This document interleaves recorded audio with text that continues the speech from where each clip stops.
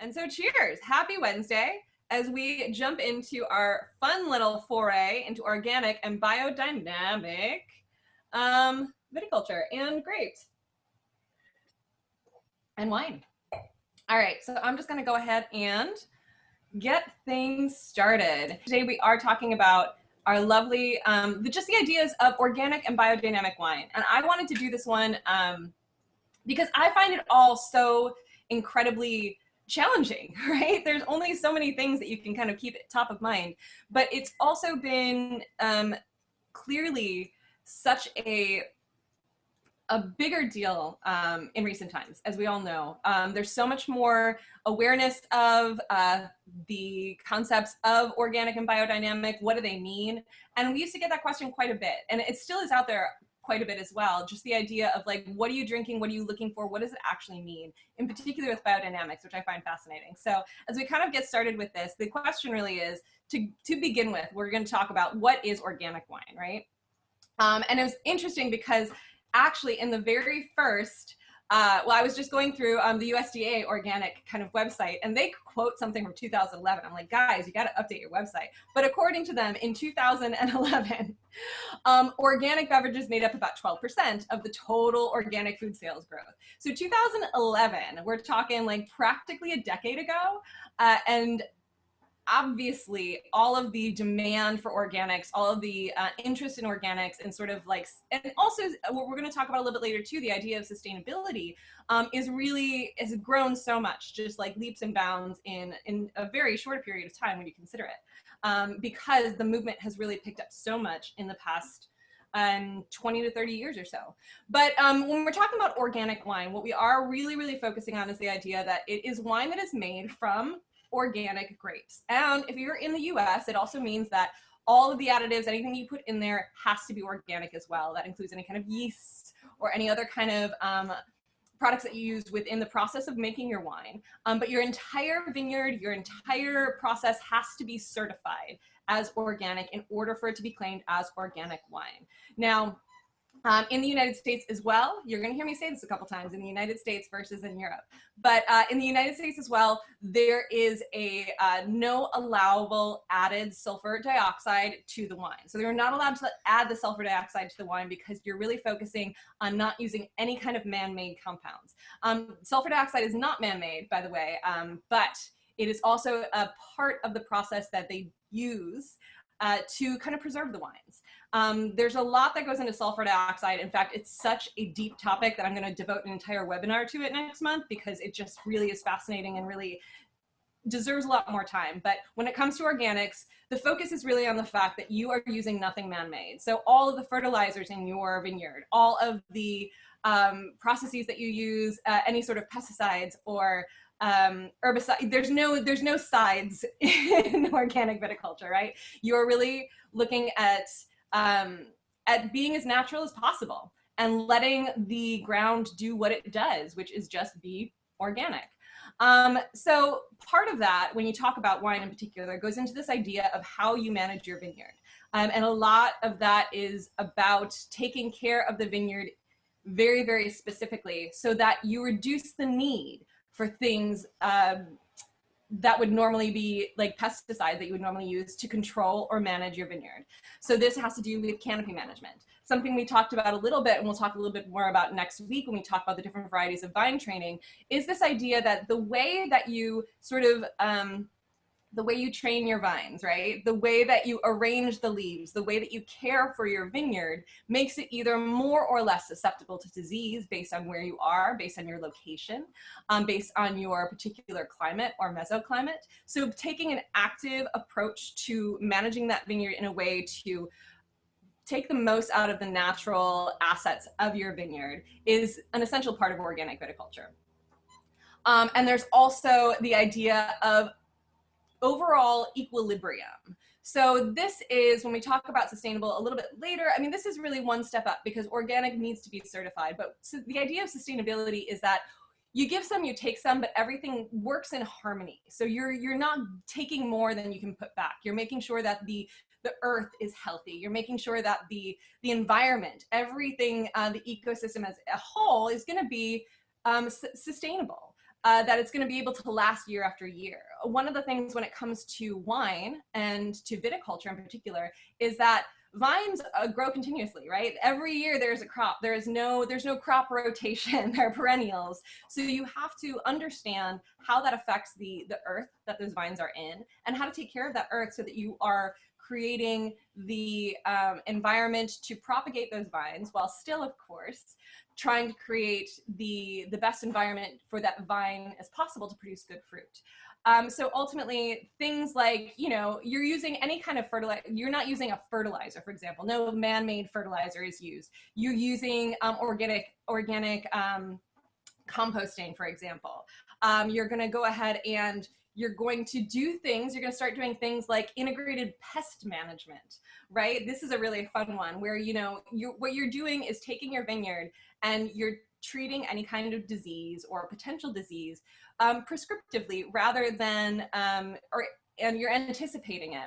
And you're treating it ahead of time instead of reactively, right? So you're being proactive instead of reactive. You're taking all of the opportunity you can to set your vineyard up for success before disease comes, before pests start to attack it, so that you understand kind of the whole ecosystem, how it's in balance, and how you can use natural ways like, for example, really fun things that you use in vineyards. I'm sure a lot of you have seen owl boxes. Obviously, these are great for kind of creating, for owls eat the rodents that can sometimes destroy the vineyard. A really fun one for bugs is sexual confusion. It's true. It's really, sometimes they spray little bug pheromones all over the vineyard, which is a totally natural byproduct of earth. And this allows them to, this allows the bugs to not attack your vineyard, because the sexual confusion actually throws them off of the vineyard itself. So there's different ways. They're obviously more labor intensive. They obviously take a lot more time. And it's obvious that, you know, organic is not something to be sneezed at. It is something that you're dedicated to on a whole for the greater length of time. In most cases, again, going back to the sulfur dioxide. So sulfur dioxide is something that naturally occurs in wines. Sulfites, sulfur dioxide, it is a byproduct of the fermentation process. And like I said, it's a very intricate kind of relationship that the population has with sulfites and sulfur dioxide, and they're kind of understanding and misunderstanding of what it is. That being said, in organic wines in the United States, you are not allowed to add any additional sulfur dioxide to your wine, just what occurs in there naturally. Now, just for reference, if you're looking at a bottle of USDA organically certified wine, it may still say contains sulfites on there. It has to. That's part of the regulations for labeling. And that is because there is at least, sometimes maybe about 10 parts per million, which is very, very low, of naturally occurring sulfur dioxide that can exist in wine because of the fermentation process. Now, for organic wine, that's all that's in there in the United States. In regular wines, so just so you're understanding, organic wines, you've got maybe a maximum of 10 parts per million sulfites in the wine. In the United States, in normal wines that are not certified organic or any other thing, you're allowed up to 350 parts per million. It's a pretty big gap. So knowing that much really makes a difference if that's something you're interested in. Now, there is, obviously, as I've been saying, variations on the theme. So knowing that a wine is organic, or if a wine is certified organic in the United States versus certified organic in the EU, there are actually different regulations, and it can get a little confusing, but really the basic principles are the same. What it actually comes down to for the most part is this added sulfur dioxide situation. So in the EU in 2012, they revamped their organic certification regulations. And in the EU, a wine can be certified organic wine if it and allowed to contain up to 100 parts per million of sulfur dioxide. That is not compliant with the USDA organic certification rules for sulfur dioxide levels. So what does that mean? It means that sometimes you might see on the bottle of European wines in the United States made with organic grapes, because this labeling allows for up to 100 parts per million of sulfites in the wines. Specifically in red wines, it actually, as you get into white wines, you're allowed a little bit more. As you get into sweet wines, you're allowed a little bit more. And this is because, again, it's still a natural. Sulfur dioxide is still a natural byproduct of wine. It exists in nature, and it is a preservative. So for example, the sweeter the wine, the more residual sugar there is, you'll probably see more sulfites and sulfur dioxide in that wine because that helps it prevent re-fermenting in the bottle. Again, it's amazing what this stuff does, but that is part of the discrepancy between the EU and the United States organic regulations for certification.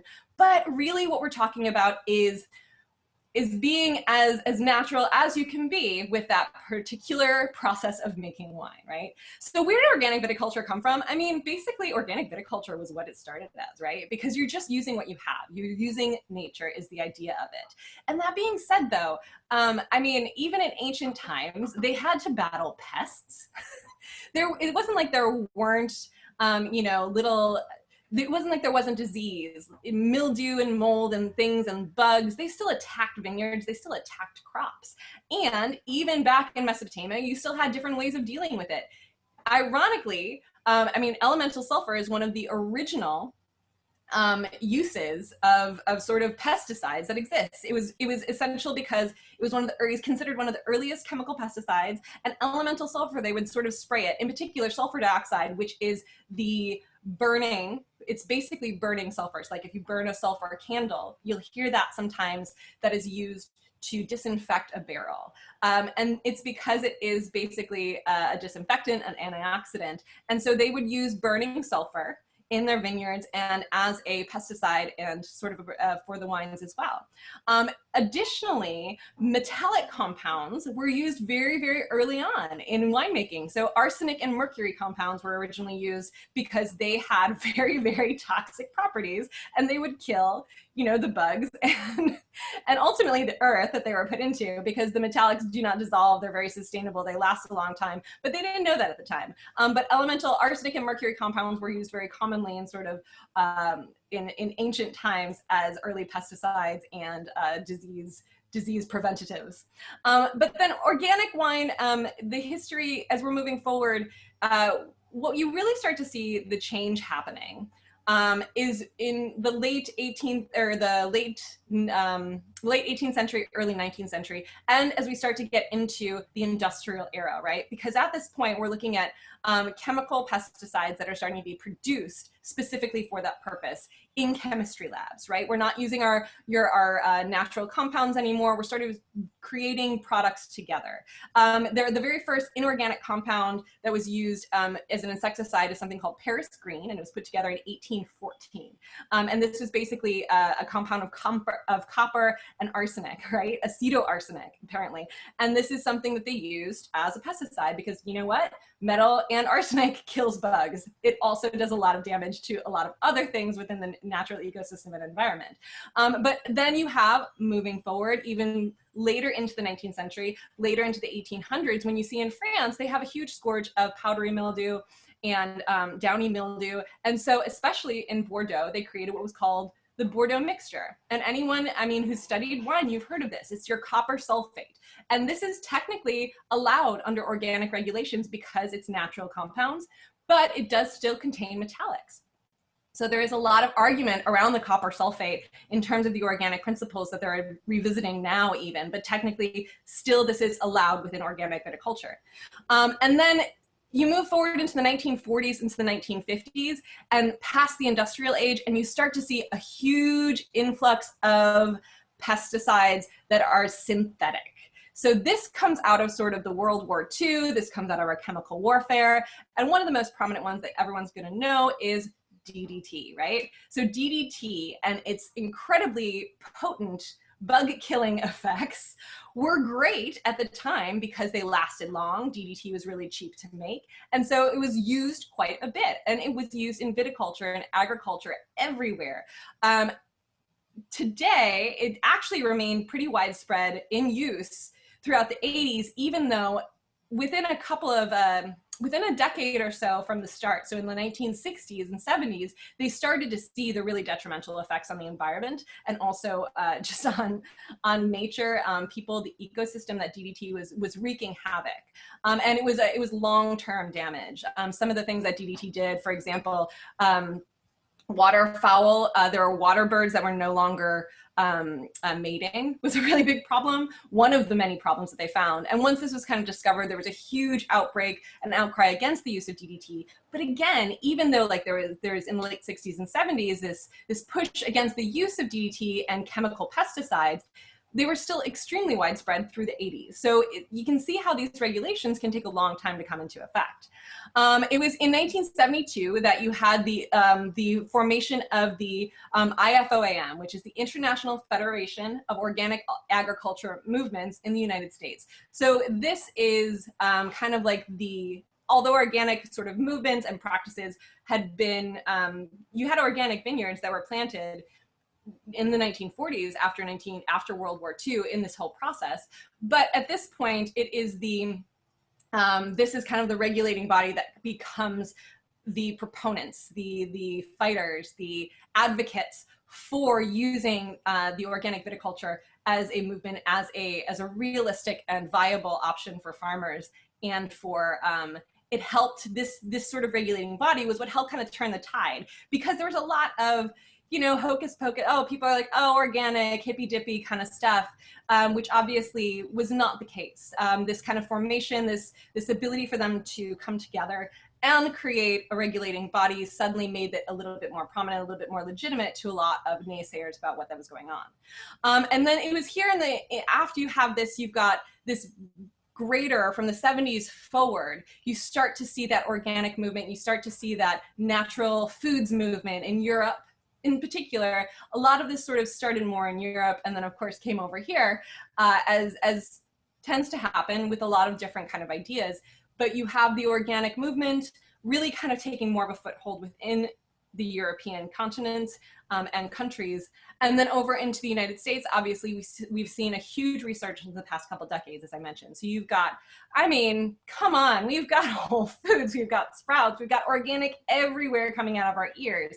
Now, how organic is that organic is really, the levels become mind-boggling, of course, because one of the things that you have to take into consideration as we're making all of these arguments, without having to go into the giant rabbit hole that it is, the entire world is balanced upon each other and balanced upon each living thing. So doing some things organically may not necessarily benefit other parts of the world or other people or other parts of the environment. So there is always this kind of, you know, balance, catch-22 of being able to have a perspective on the whole and how everything kind of fits together.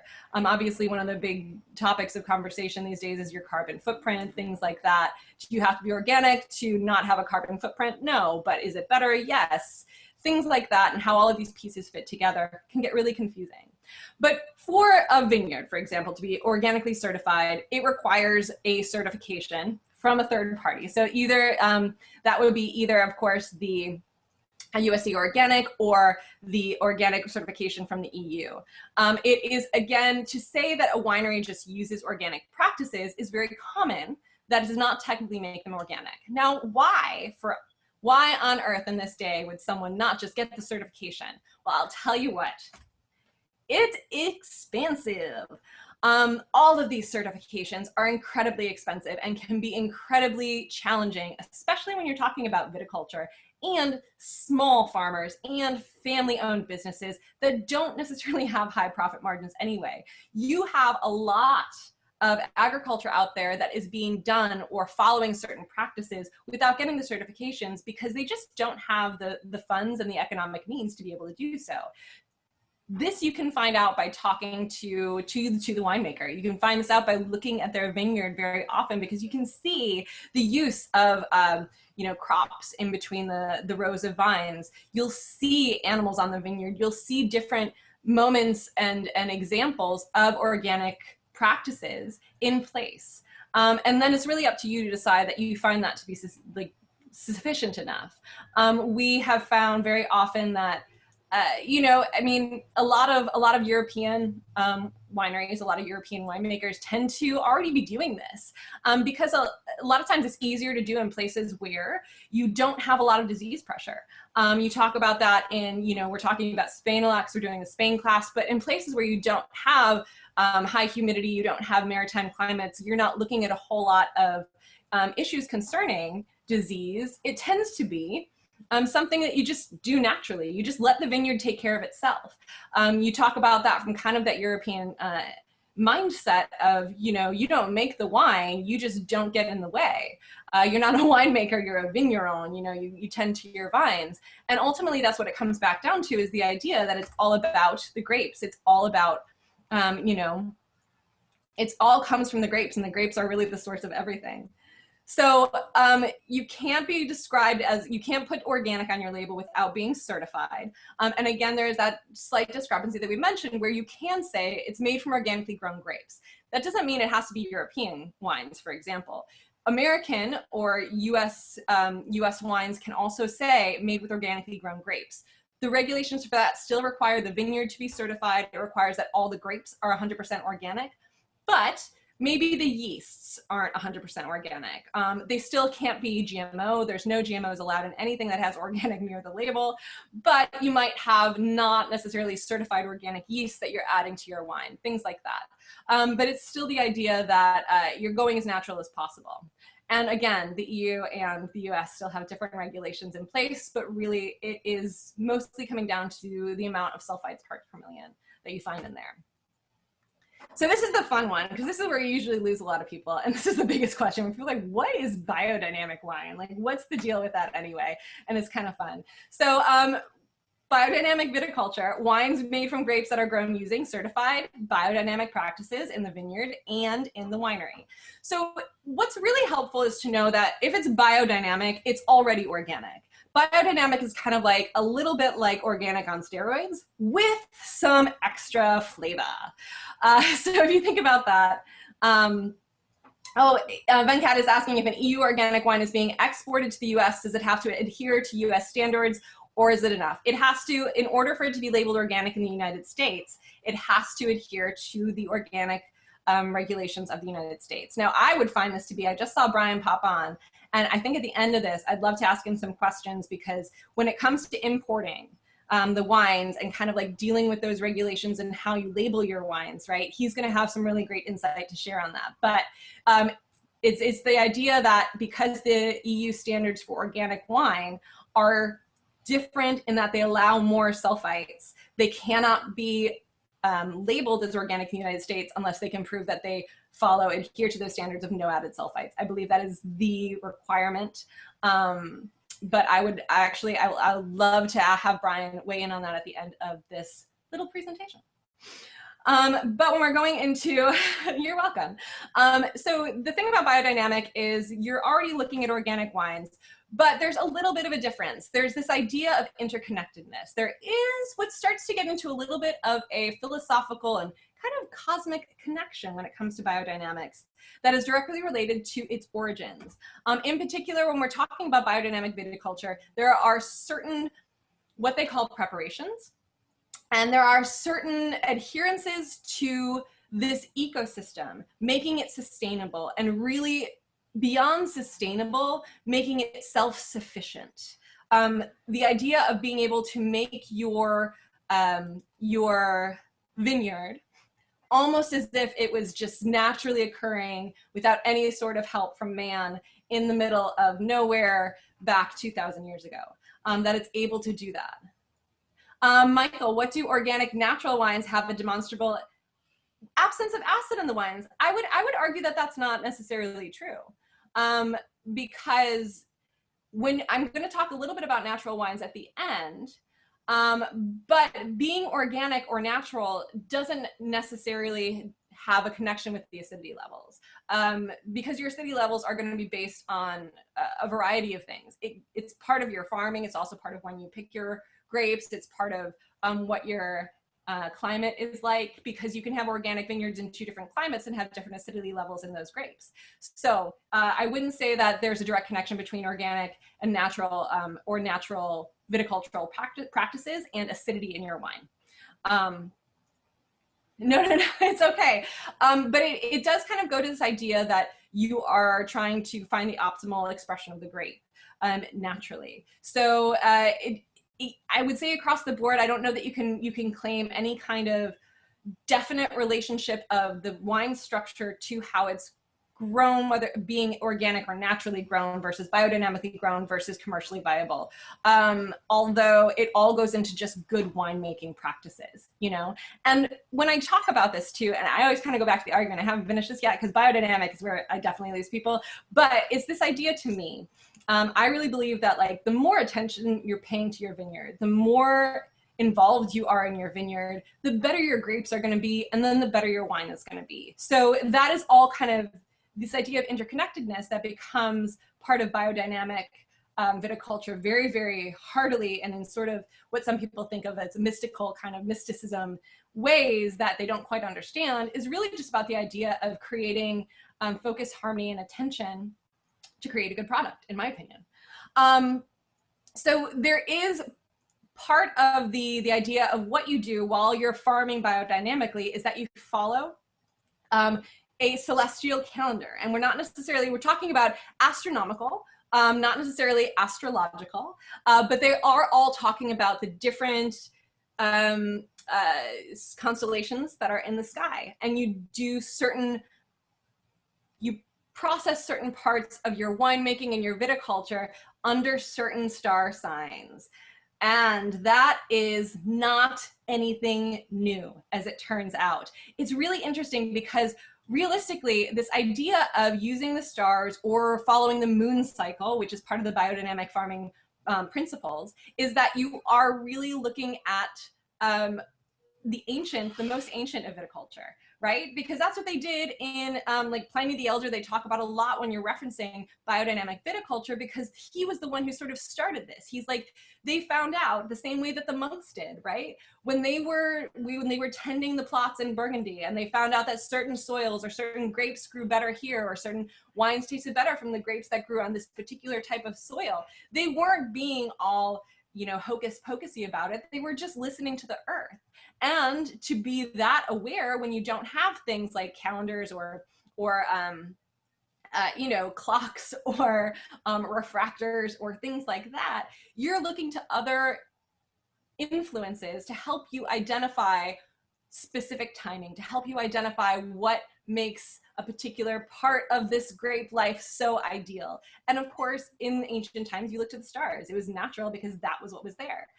So this idea that part of biodynamic viticulture and this kind of celestial relationship is that the vine itself, or all plants, are broken down into 4 different organs. And this is root, leaf, flower, and fruit. And each of these organs are related to the natural elements. And this includes, so the root is, of course, your earth.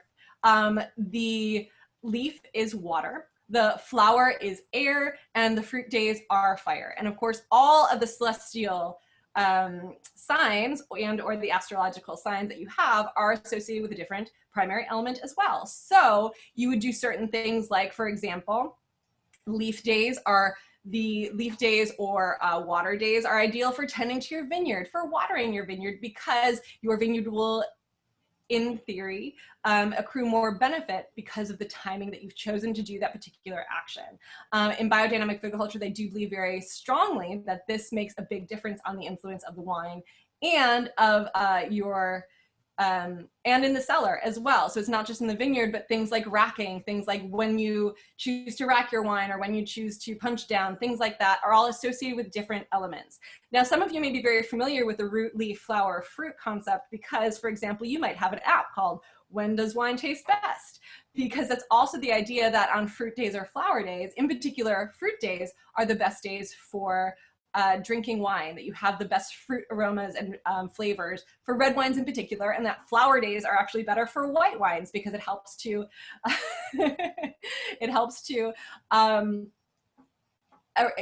with aromas and kind of that floral moment. I really, sorry, I laughed because Michelle just wrote down very depressing app, and I would love to hear more about it. Is it because there's so many days that it's bad to drink wine? I mean, to be perfectly honest, you take it all with a grain of salt, right? Because you should always drink wine. There's no reason not to drink wine. It's just trying to help you understand when it's the best. So the history of biodynamic wine actually comes from the 1920s, and the concept of biodynamic agriculture precedes the idea that it is exactly a good day for wine if you're alive. Hey, everybody. The biodynamic viticulture precedes the concept of organic viticulture technically. It's based on this lecture series from 1924 by an Austrian Steiner, Rudolf Steiner, sorry. I have it right there.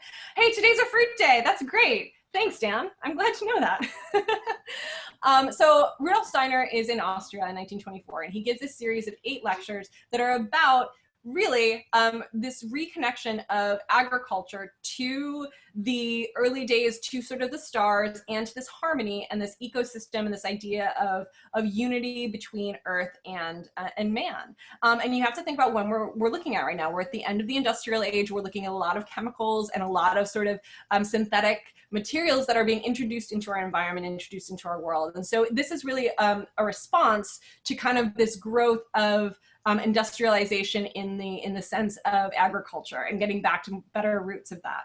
And it's really interesting, I think, because in 1924, this is when it began, and it became, he actually died not too shortly after he gave these lectures, but it took hold and it became a movement very quickly. It was a movement that was actually suppressed during Nazi Germany because they felt that it was too, mystic. So a lot of these preparations that you talk about, when we talk about the preparations 500, 501, 508, there's actually 9. They all have these numbers. Partially they were numbered to protect them during this kind of era against from Nazi sort of regulations. But soil supplement preparations, there's 9 of them altogether in biodynamic farming. The 2 that you hear about most are these 500 and 501, and these are the ones where you use cow horns to plant in the vineyard. You stuff your cow horns with 2 different items. One is with manure and the other is with silica. And you plant them in the vineyard. You allow them to exist in the vineyard for 6 months out of the year. And then you dig them up and you take the preparations and you sort of sprinkle them throughout the vineyard. This is thought to bring sort of cohesiveness and unity to the vineyard as a whole, but it's an essential part of biodynamic agriculture. It can be a challenge for vegans, for vegetarians a lot of times, because they see these cow horns. There's no regulations about how you get your cow horns, for example. But for the most part, the idea of this unity of environment is that these are naturally shed and or they are the byproduct of some other part where you have, you know, the cows being used for meat.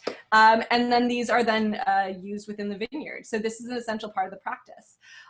These preparations are, it's fascinating when you start to read about it, honestly, because it causes such a controversy, and it really does. It's a controversy not just to vegans and vegetarians, but to people who have a hard time grasping the idea of how this actually makes a difference.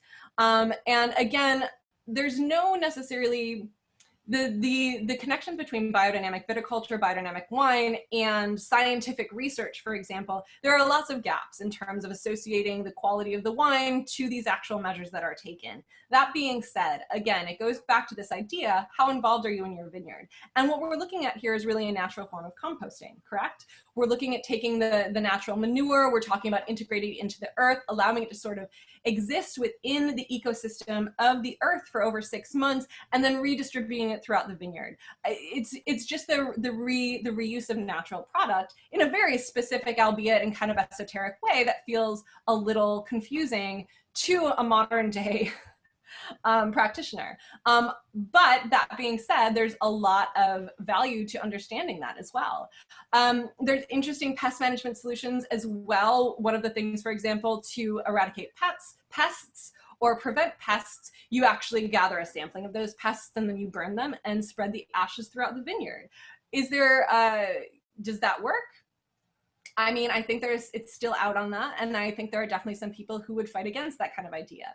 But it is, again, this idea of you cannot, the butterfly flaps its wings in India and causes, you know, a hurricane in California. So I don't think that's possible, but if it did, you know, it could.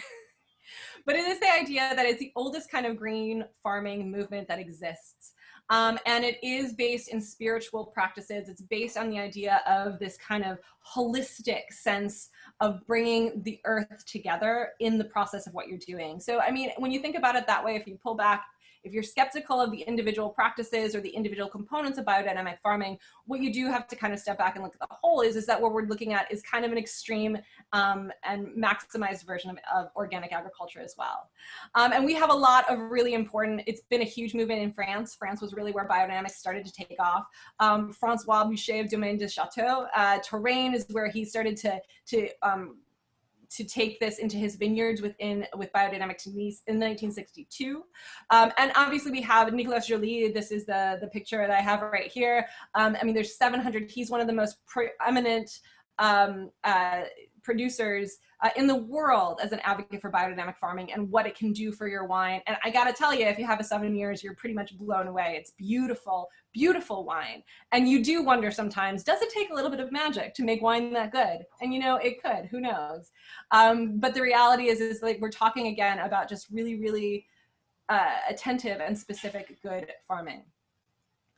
So, the certification, the main body of certification for biodynamic viticulture is Demeter, and it is pretty much, it's pretty much the name when it comes to biodynamics. Interestingly enough, they have regulated their, I'm sorry, not regulated, registered the word biodynamic with a capital B, so that it's trademarked and registered to them, to Demeter.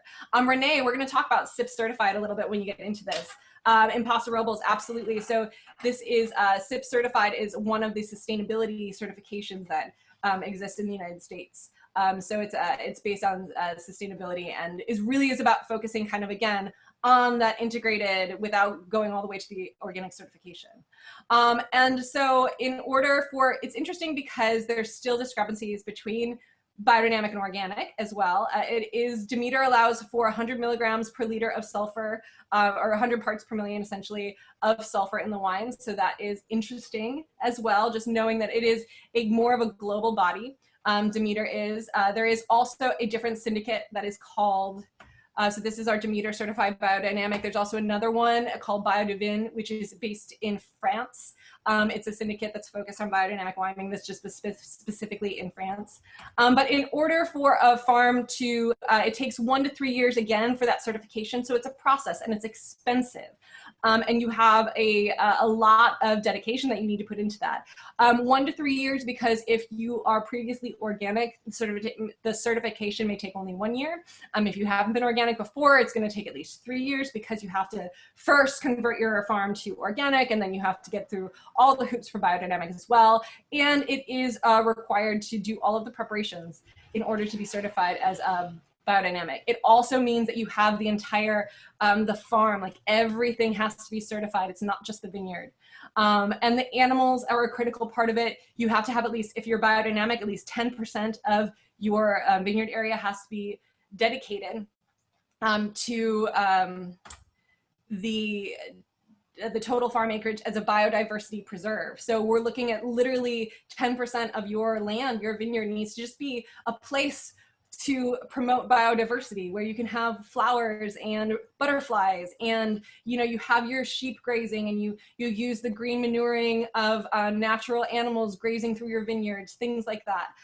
You don't use any kind of process in the winery that creates too much energy, that uses too much energy, gravity uses, gravity flow in your winery, things like that, where you're really, really stepping back as much as you can from any kind of intervention that is mechanical or requires any kind of, again, carbon footprint or kind of mechanization as much as you can. Hand harvesting is really a requirement for all of these things when it comes to it.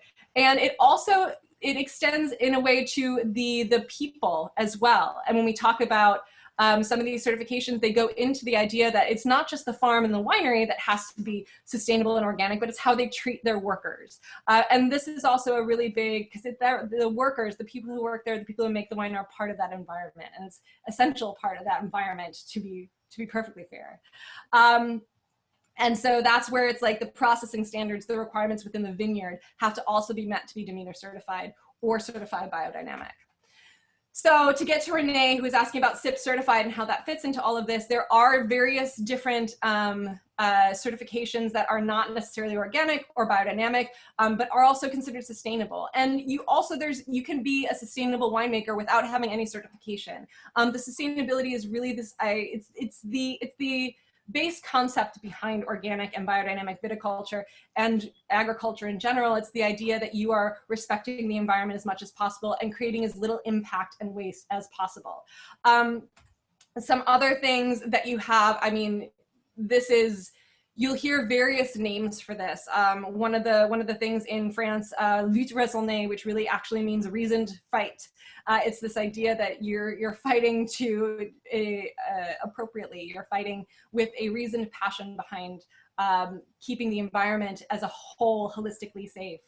There's other ones. In Oregon has a couple as well. The LIVE certification in Oregon, LIVE, which is a low input viticulture. Enology is what it means.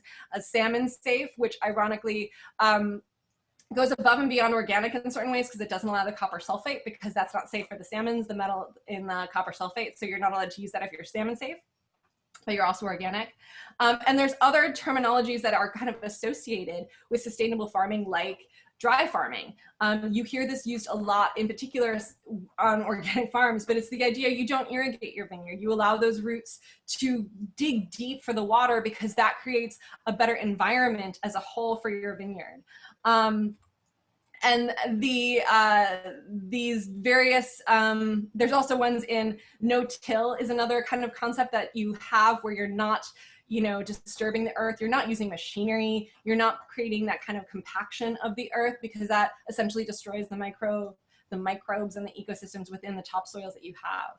So there's quite a few different opportunities for the to wineries to kind of assert their respect for the winemaking process based on kind of where they are, where you are, and what your kind of goals and focuses are for what you'd like to see. And lastly, I just do want to touch on natural wine because it does come up quite a bit. Sorry, Venkat asking about bottle is labeled organic, it has to have a certification. Yes, it does. It has to have a certification by a non-governmental certification body. When a bottle is labeled biodynamic, does it specifically have to have the Demeter certification due to the trademark? Or Demeter is the only body that certifies biodynamically, except of course for the BioVin. There are also actual biodynamic certifications within Australia and New Zealand, for example, that are specific to those countries. But there is some that has to be a, the Demeter has said that the Demeter has registered the trademark for biodynamic with a capital B. So if it does have biodynamic with a capital B on it, then it has to be Demeter certified. That is the trick with that. But there are biodynamic wines that are certified by other bodies that are not necessarily Demeter. That's the difference with that. I hope that makes sense. And Sandra's asking, would you be able to taste the difference in a blind tasting? You know, the general answer to that is no. That when you put up that you would, in a blind tasting, never be able to say this wine was biodynamic, or this wine is organic, because that is the general reference point. That being said, for example, there have been tests done where they have side-by-sides of wines that from different regions that have been farmed organically or have been farmed biodynamically, and ones that haven't, and in blind tastings with a prestigious panel of blind tasters, they 9 times out of 10 chose the organic or biodynamically farmed wine as being superior to the other wine. Did they know, or did they specifically claim that it was biodynamic or organic? No. That being said, some people do feel like they can really taste the difference in those wines.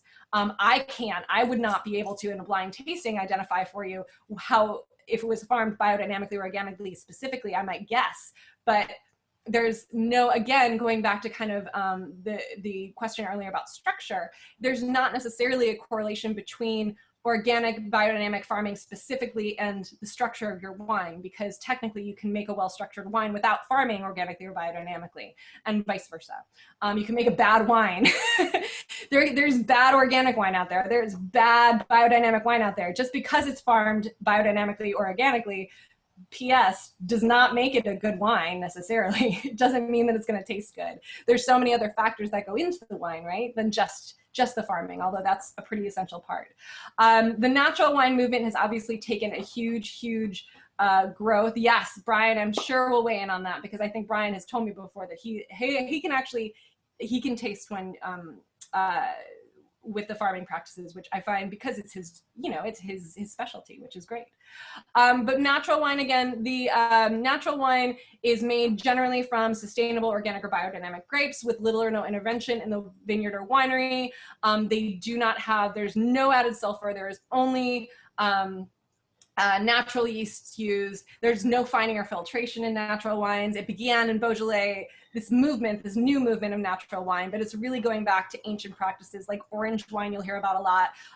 Pet nats are sort of the new thing, petit naturels, but what that is simply méthode ancestrale, which was the very original form of sparkling wines. So it's kind of a hearkening back to a very old style of winemaking, and again, the most minimal possible form of intervention that you can find.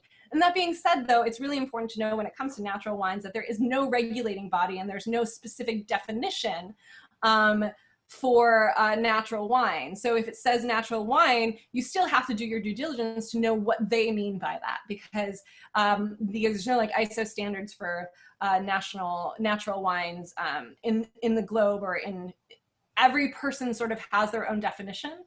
So it is still a rather nebulous area when it comes to defining the wine that you're drinking. So that's that. This is our little foray into organic and biodynamic viticulture. Now, I know Brian is on this call, so Brian, I think you came in a little bit later, but please, if there's anything you'd like to add based on your experience. For anyone who doesn't know, Brian Cuddy is the owner of the Organic Cellar, and he focuses completely on organic, biodynamic, and natural wines. And so he has a lot of experience with this, and kind of like I mentioned earlier, that importing regulations and stuff. So sorry to put you on the spot, Brian. But... Okay, sorry I was late.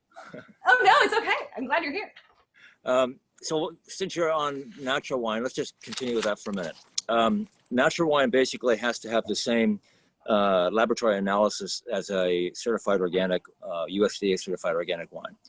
And the USDA certification for organics, the most comparable in the world is the Italian organic certification system. Ah. So it's really easy to buy organic wines from Italy, because they're basically one-off with the US when it comes to regulations. The French are a little different story. The French were always a little different. So a French certified organic can have 140 parts per million sulfur versus 100 parts per million. But going back to the natural, so naturals, it is a big movement. People don't understand it, but basically natural producers are usually smaller, and they don't want to go through the whole process of being certified every year with all the accounting and everything. Yeah. So I can get them certified if they're certified natural, if they're in certification process. You can. Organic. Who does the certification natural? Like what's the body that does that? Okay, so the TTB, the where we get our labels done. So in 2010, for example, I was buying Piedmont wines that were in the process of becoming organic, but for example, our 2004 Barolo, it wasn't, but it was natural to me. And so I applied or asked the TTB officials if they would give me a permission to apply for natural labels. And so I got it. And it's very simple. But according to the guy that approves my labels, I'm the only importer in the United States that's got this form that can do it, because everybody else I talked to have never heard about it. So when you look at, let me show you about here. So we get to put natural wine on the back. This is a 2008 Dolcetto, which I just opened. Excellent. So it's, and that's a biodynamic wine, but these guys broke off with a group of Italians Italian producers. 8 of them broke away from Demeter because they felt Demeter certification was too liberal. These guys are very, very conservative. So they started their own biodynamic designation in Italy. Now they don't have, I can't get that registered in Washington. Right. So we just keep these guys registered as natural wine, and they are fully biodynamic. These guys are crazy biodynamic. Okay, so Sasha did a great job on the farming issues with the biodynamics, and really it goes back to like an ancient theory where there's a circle of life on the farm where nothing comes in, everything evolves within the farm. So it's one circle. And I used to work with natives up in British Columbia, and the natives believe the circle of life. So nothing comes in, nothing challenges them. They protect everything within, and everything lives and grows and is sustained within that life. So that's the real basics behind it. Yeah. And today is a fruit day. It's a great day for wines, and I hope everyone is tasting their wines. Yeah, Finding that they're kind of finding their wine to taste really good today, because it lends credence. I'm just saying. Yeah, no, it does, and you know it takes a big difference because I'm having a Punctum Chardonnay 2018. It's Mariah's favorite wine, and today, as being fruit day, it's got a very soft, velvety texture, and Nancy knows this wine. It's like a Bourgogne style. It's like a Burgundy. And it's made by a woman. But I opened this wine one day about 2 months ago on a Sunday for Mariah, and she said, "What is that?" I said, "It's a Punctum Chardonnay." She said, "It doesn't taste right." And I said, "Well, it's a root day." She said, "Well, can I have something else?" So I think I opened a bottle of agave or something for him. And the next day, the Monday I put the bottle back in the cooler. So Monday was a fruit day. So I brought this Chardonnay out, and I poured it for her, and she goes, "Taste it." She said, "Oh my God, that Punctum Chardonnay is so wonderful." So it makes a big difference. It does. The other thing is really fun about the calendar. If you haven't got it, you should get it, because what I've found in working and selling to restaurants and sommeliers and snobs, it's very predictable. People react to the 5 periods of that calendar just as wine does. So if I'm going to see a really discriminate buyer or a snobby guy, and I pick today.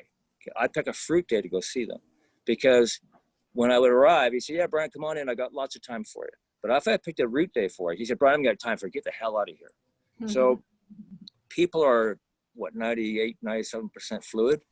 So they're affected the same way wines are affected. So, and we see that a lot. And every one of my sales reps never really believed me, but after it happened to them and after they tasted wines on different days, they all got the apps. So it's work. And it's disappointing sometimes because there are a lot of root and leaf days. So, well, yeah, I mean, this is the whole thing. We're talking about there's basically only 4 days you can have. So half the time you're kind of SOL, right? Really quickly, I just want to say, I've got a couple comments that I want to reference. Lael is wondering where you get the calendar. I've got it. It's an app. I mean, we're talking about the When Wine Tastes Best. It's literally an app on your phone. There's a free version that'll show you that day. You can pay like $5 and get the full year if you want. So these are fun. Sandra's saying that root days, the ones that are not fruit days, are whiskey days.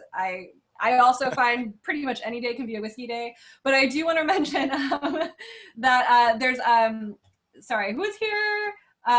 Renee. Renee was referencing a documentary called The Biggest Little Farm, which is a really wonderful documentary about learning how to run organic and sustainable farm, which is an actual farm, but does translate really well. I think it's a great recommendation. So if you're interested in learning more, that's a really wonderful one to do. And then there's also, yes, excellent. When Wine, $3.99 it's only $3.99 for the year, Lori. Thank you. When Wine Tastes Good. So Brian, and here's another question for you. What wines are better for root and leaf days, like earthier ones? Okay, yeah, that's a good question, because I wanted to answer that. So what I do is, it depends sort of on the region and the varietal, because you can take like a root day, and you can take a well-made Rioja wine or a Central Spanish wine, because they're big, bold, and sometimes earthy anyway, and they're usually well-aged and barreled. So wines like that don't really change that much. But when you get into more elegant wines and some of the French wines and things are a little bit different, some of the blends, they will change quite a bit on from a fruit or flower day down to an earth day or a no day. So usually when it's a no day, I'll pick something that's pretty rugged wine anyway, and I know it's going to be, you know, a little bit earthy, a lot of minerality, and it's good. It's just good. So you just have to sort of work with it. And I've done this for a lot of years, so it's sort of. So what you're saying is you have to drink lots of wines on all of these days so you can understand yourself. Yeah, absolutely. That's it. It's all about training. It's training. You guys, this is important stuff. I hope this is an expert. So and you know, all I drink is organic, biodynamic, and natural wines. And I can tell you that I can taste the difference. I can taste the difference. Yeah. Yeah, because I just, that's all I drink. If I drink something else, sometimes I can taste the sulfites in a wine. So if you have as many tasting sessions that I've had over the years and had as many varietals that are from these really good producers, it jumps out at you, especially on a fruit day or flower day. Sandra's wondering if flower and root days affect Jerez wines also. I mean, you know, I think that's a really great testable question, because when you're talking about fortified wines, obviously there's other things, there's spirit in there, right? There's that kind of grape spirit, the fortification. And I don't know the answer to that, Sandra. I feel like that requires some homework. So perhaps you could help with that. Yes, the app, Nancy, the app is When Wine Tastes Best. That is correct. That's the one we're talking about. Yeah. So, anyone got anything else? Anything for everyone who's here still? I'm so excited. I'm glad you guys were all interested in this. I feel like I find it really fascinating, and it is one of those, like so many of these things, every time I start them, it keeps going. The name of the book is, Nancy, what's the name of the book again? I'm totally. Wine Revolution. Thank you. Wine Revolution. Wine Revolution. Jane Anson. I was looking at it and then I just blanked because I was reading other things. You know, it happens, you guys. But no, thank you so much. It is a super interesting subject, and I hope it inspires you to go find out more things about it.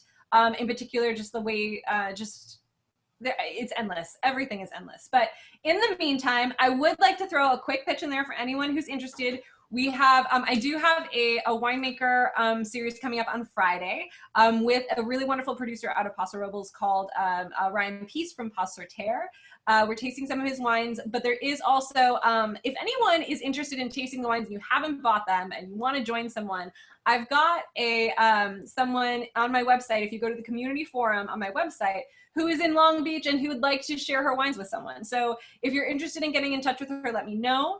I can get you her email address and or phone number, or if anyone else is kind of interested, I've created this kind of forum site on my website so people can kind of talk to each other, figure out how to taste together, whatever we can do, you know, in the idea. And if you need someone's information, you can always just let me know and I'll make sure it's okay to give that out. So that's that. Again, thank you all very much. Thank you guys so much. I'm glad you were all here. Have a wonderful, wonderful week. I'm trying to get everything, all the topics up for next month up by early next week. So you'll be able to see everything we've got in our free webinar, which will be the third Wednesday of September. And I mean, that's it. I can keep talking for hours, but I won't. I'll let y'all go. Thank you guys so much. Have a really, really wonderful week. Take care. Thanks, Sasha. Thank you. Bye.